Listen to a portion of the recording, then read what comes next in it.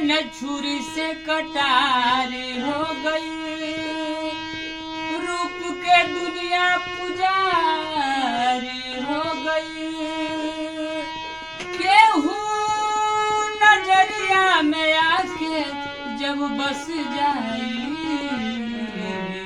तो जनी हक प्रेम के बीमार हो गई।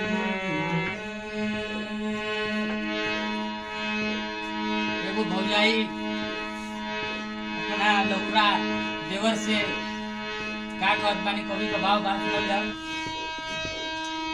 पियावा सिवान से, अरे पियावा सिवान से, अरे अन्हार भइले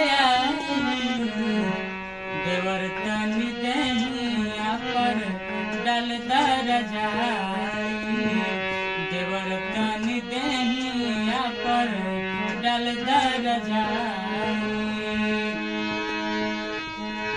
पियावा सिवान से, अरे अन्हार भइले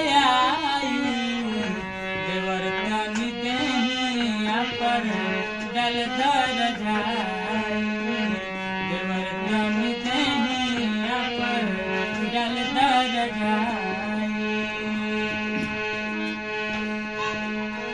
कुछऊ आराम मिली पास तनी अइता, जाड़ा पड़ा लागे राजा हमें तनवैता। कुछऊ आराम मिली पास तनी अइता, जाड़ा पड़ा लागे तनी हमें तनवैता। धीरे धीरे बीता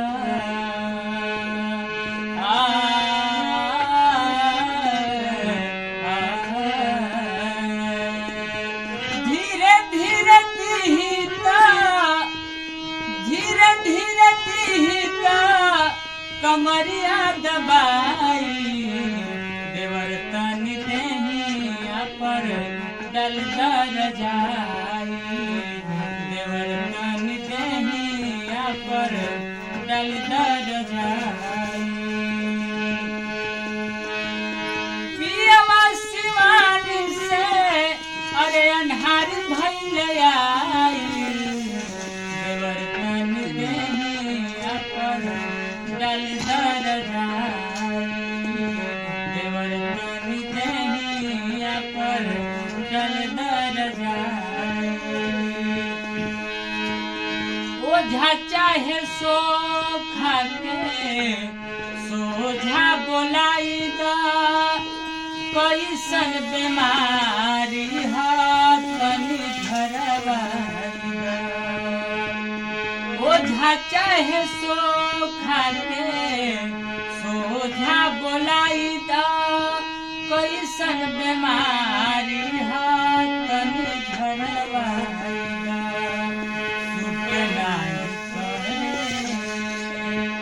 सूट नहीं करे,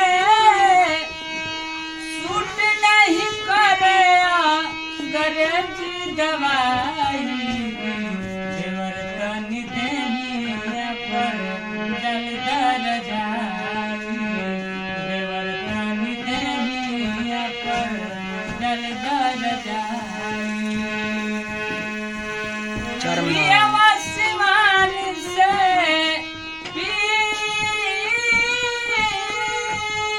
पियावा सिवान से, अरे अन्हार भइले देवर तनी देहिया पर डल दरजाई, देवर तनी देहिया पर डल दरजाई, देवर तनी देहिया पर डल दरजाई। कुछऊ आराम मिली पास तनी अइता, जाड़ा बड़ा लागे राजा हमें तनवैता। कुछऊ आराम मिली पास तनी अइता, जाड़ा बड़ा लागे